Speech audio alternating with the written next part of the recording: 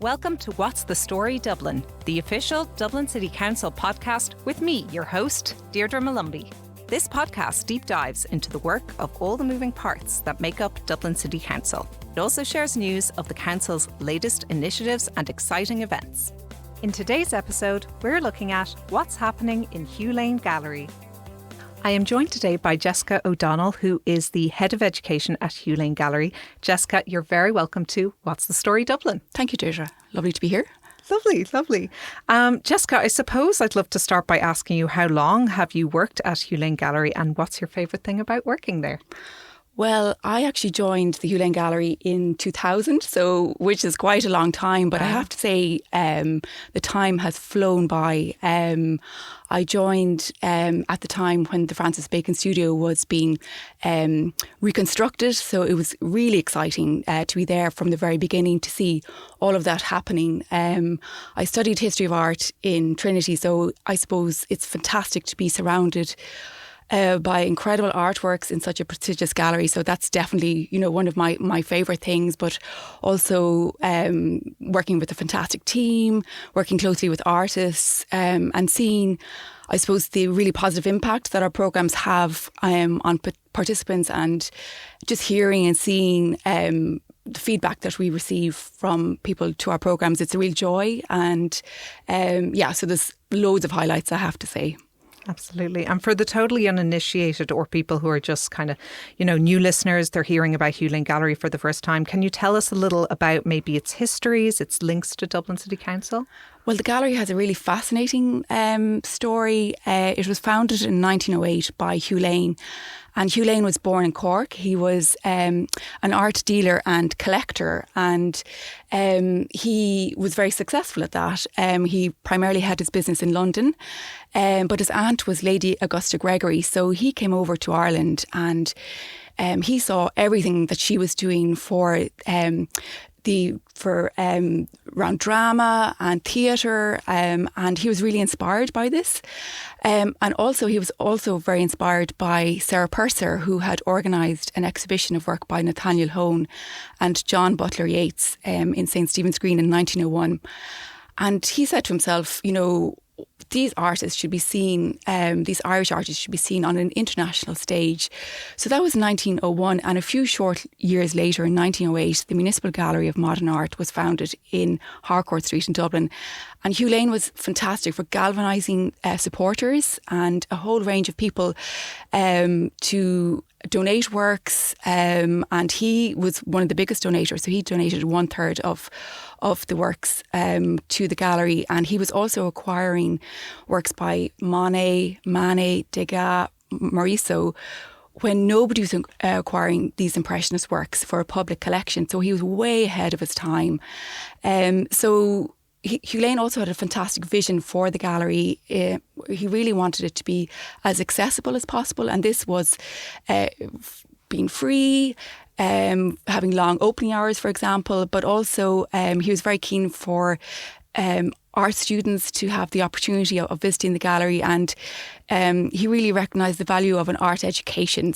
And he really felt that it's our contemporaries that teach us the most as well. So having the opportunity, through art to be inspired was something that really drove him, and that vision continues to this day as well. So from the get-go, the collection and the gallery it's a public collection. So it was part of Dublin Corporation from the very start, and but unfortunately, there was you might have heard about the 39 paintings, Lane's 39 paintings, what he considered to be his best works. He loaned to the National Gallery in London. He was a little bit frustrated that there wasn't a permanent home for the gallery. Harcourt Street, Clonmel House was a beautiful Georgian building, but he felt that it wasn't fully maybe purposeful for gallery space. Unfortunately, Lane was coming back from New York on the Lusitania in 1915, so obviously the height of the First World War, and the Lusitania was torpedoed off the coast of Cork. So he, along with over 1,000 others, died in that tragedy. And it meant as well that he'd written a codicil to his will, giving the 39 paintings back to to Dublin. But unfortunately, even though he had signed it, 3 times, initialed it 3 times, it wasn't witnessed. So there ensued a saga whereby all stratas of society were trying to get the Lane paintings back for Ireland. And the upshot of that is from the 1950s onwards, the paintings are shared between the National Gallery London and the gallery here. Also, just to mention Sarah Purser again, so in early 1930s, she suggested Charlemont House as being a suitable home for the gallery, which was a fantastic suggestion. So in 1933, the Hugh Lane Gallery, where it is today, the Municipal Gallery of Modern Art, opened in Charlemont House, and a purpose-built space was built at the back. So you might recognise those galleries 1 to 5 that lead down to the Bacon Studio today. So they were designed by the city architect Horace O'Rourke, and they were cutting edge at the time for lighting, natural lighting, and this lovely vista as you come in. In 2006 then the new extension opened in the gallery, so that was designed by Gilroy McMahon. So the gallery actually had to close at that time for 2 years to enable that incredible new extension to be built. And here we are today. Then so that's a whistle-stop tour of our introduction to the history of the gallery. So very storied gallery that's very close to the hearts, I think, of people in Dublin and beyond. Excellent. There is such a rich and fascinating history there. And it's interesting, actually, you touch on some recent refurbishments that Hugh Lane Gallery went through, because that kind of brings us to the present day, rather. There are currently refurbishments happening with Hugh Lane Gallery. So for those catching up, can you give us just a brief summary of what's happening at the moment? Absolutely. So the gallery is currently closed for a planned refurbishment since October, since the 28th of September. And primarily it's to facilitate the building of the new city library. So the library will be adjacent to the gallery. There's a massive site at the back of the Georgian buildings where Colossus the Rira was formerly housed. So it will be absolutely fantastic, this cultural centre, and there will be a connector between the Hugh Lane Gallery and the library. And as we know, the libraries are fantastic hubs of creativity. And along with that, then there's also an environmental and lighting upgrade to the gallery. So all of those works are taking place at the same time. And it's just necessitated the decant of our permanent collection, which has been expertly and professionally overseen by our head of conservation, Lucia Fabro, as well. So massive undertaking and planning went into preparing for this planned refurb.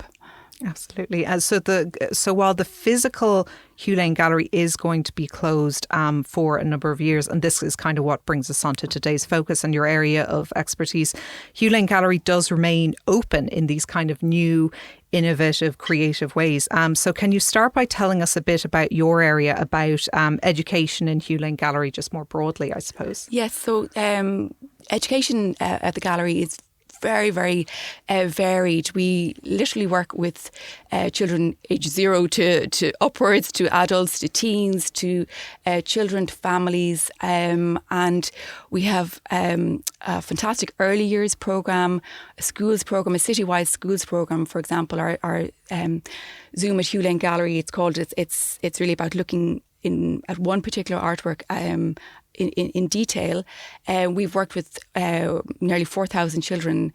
Many of them have visited the gallery for the very first time, where they work with a professional artist. And our focus more recently has been on inclusive education, so working with special schools.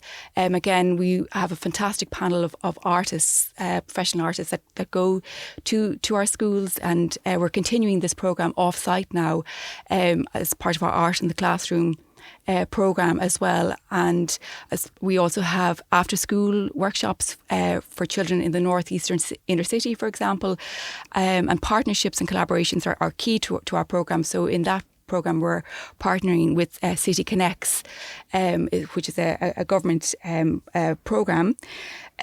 We also have a wide range of classes and courses, from stained glass making to printmaking to life drawing, to experimenting with lots of different techniques. We also work with a fantastic poet, Grace Willens, who has been exploring artworks with various groups through poetry and exploring in that way. So there's a huge variety of programmes, and we would have always had, programmes, we'll say, taking place off-site, but the focus, I suppose, primarily had been on bringing people into the gallery to discover such a fantastic space and collection on their doorstep.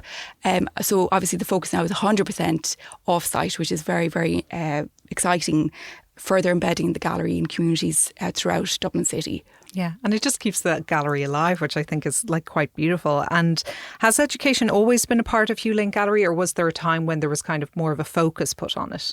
I think there would always have been some element, I suppose, like I was mentioning, Hugh Lane's vision from the get-go. In the 1950s and 60s, there's old kind of pathé footage of, talks and, children's workshops, maybe taking place around Christmas time. But I would say it's really only more recently, perhaps since the time I joined, that it's become more of a department as such. And when we say department, it's one person, I suppose, but a lot. Working with, as I say, a freelance panel of artists, guides and lecturers who are fantastic. And more recently then, we've added to the team as well another permanent member of staff. And so I work with a fantastic core group of people. And so that has enabled us, I suppose, really to have a very comprehensive programme and an ambitious programme as well, and also to delve into durational projects. For example, our early years programme, where we have an artist in residency with the North East Inner City. So that's been very, very innovative. Our citywide salons programme as well, where we've partnered with our Fulbright scholar. For the last number of years, we've partnered with the Fulbright programme to have a fellow each year in the education department. So bringing different perspectives on our programme is something that is very exciting as well. And I know you mentioned kind of that younger demographic that is kind of your key target. Are there programs for kind of older audiences out there as well? Absolutely. There's we have our programs are for all ages, and I have to say, it's never too late to be what you want to be, to paraphrase George Eliot. And so all our art classes are for all ages. I mean, a particular programme that would be worth highlighting would be, for example, our coffee conversations, which take place on Wednesdays. They're taking place now in Dominic Street Community Centre, which is going really, really well, 10:30 on a Wednesday. And I'd encourage anybody to come along to those. They're very sociable. They focus on a particular theme each week, delivered by our expert lecturers. And there's tea and coffee afterwards. So people have made really strong friendships over the years. And it was our priority to really maintain those in-person connections, because people feel they rely on the gallery really as a source of inspiration, a source of friendship, a source of community. So we're really keen to keep that going. And likewise with our talk series in Dublin City Council public libraries as well. So our theme at the moment is on Dublin and art, and they're taking place throughout libraries from Coolock to Ballyfermot to the Central Library to Pearse Street, all over the city. And again, they're a really lovely way just to delve into find out more about the collection and to meet others as well and socialise. I have to say as well, another programme that we do is something called Visual Thinking Strategies, and that's really a learner-centred approach, and it's about participants having their say about what they think is going on in an artwork. And it's a really open way of talking about art. So you can come to it without any expertise, any preconceptions, and just, have your say about what you think is happening, and you're sharing that with others and sort of learning from others as well, and maybe seeing new perspectives as well. So there's really lots on for all ages. Absolutely. And can you tell me a bit about how this offsite programme kind of ended up happening in terms of, the refurbishments are happening with Hugh Lane Gallery. Like I said, the doors were physically closed. But in terms of was it yourself that kind of pushed the idea of we can kind of keep the gallery open, keep it going in this way?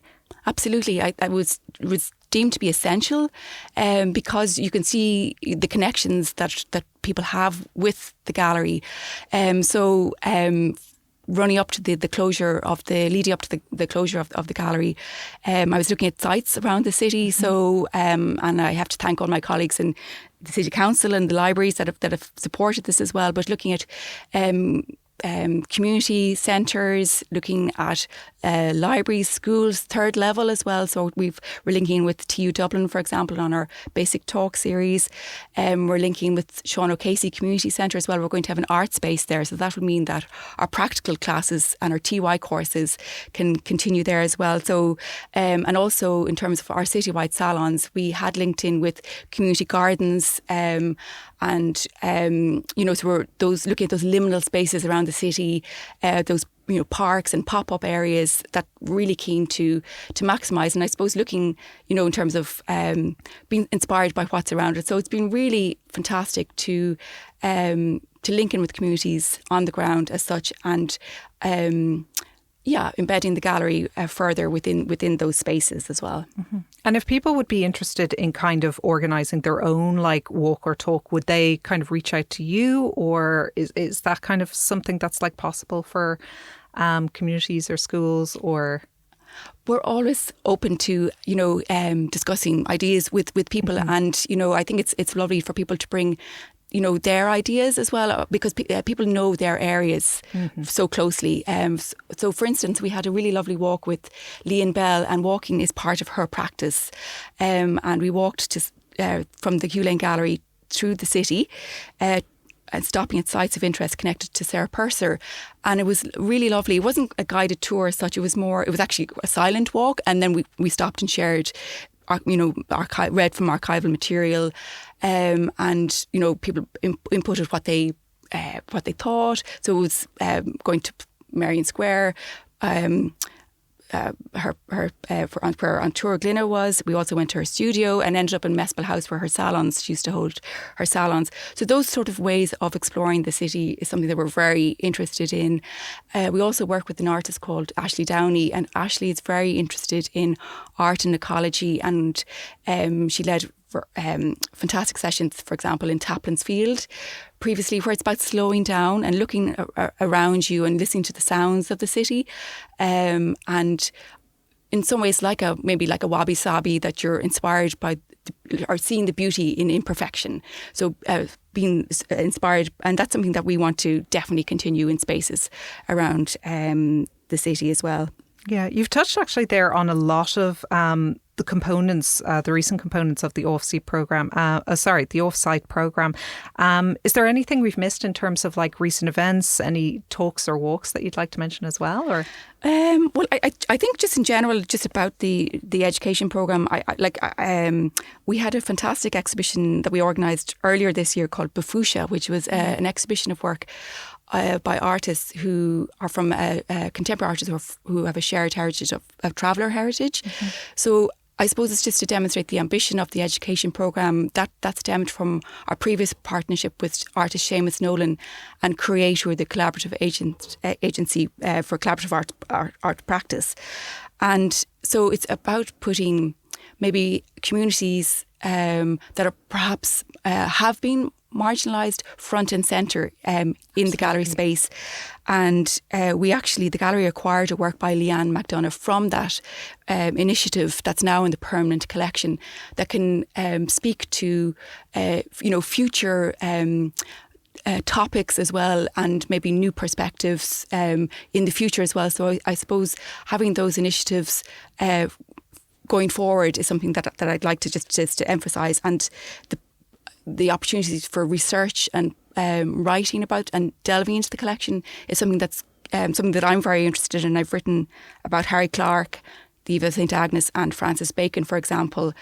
And I think those opportunities for delving in to the collection help to bring out stories that maybe were a little bit overlooked. For example, I'm giving a presentation about Francis Bacon's 1965 exhibition in Dublin, which is never spoken about, but it just reinforces his strong connection with the city, which may be less well known. So I think that's where the education programme is, those opportunities for for storytelling in the broader context, and for informing our programmes is something that we're very interested in as well. Absolutely. And I love that you touched there, Jessica, on kind of the future of this offsite programme, because that's what I was going to ask you about next, is what can we expect from Hugh Lane Gallery in the coming months in this offsite programme? And I know obviously some of these things will be a bit hush-hush, but whatever you can tease. Well, in the short term, we have a lovely planned after-hours Spiegel tent as well, which will be really lovely in December.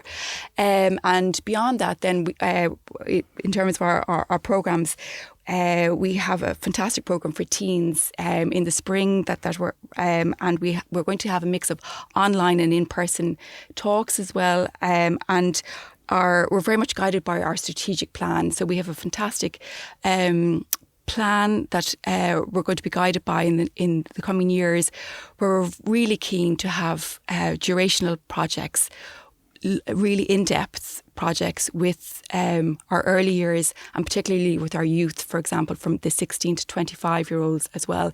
So I think that's something that's very exciting to delve deeper and to have those lifelong relationships with the gallery is something that we want to encourage, because there can be barriers to participation, whether it's self-imposed or otherwise. So we really want to break down those barriers by offering a huge variety of ways for people to link in, but also to link in through parents, through schools, and from a very young age. Just say, this is for you.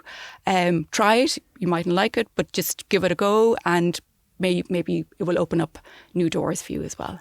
Absolutely. I love that.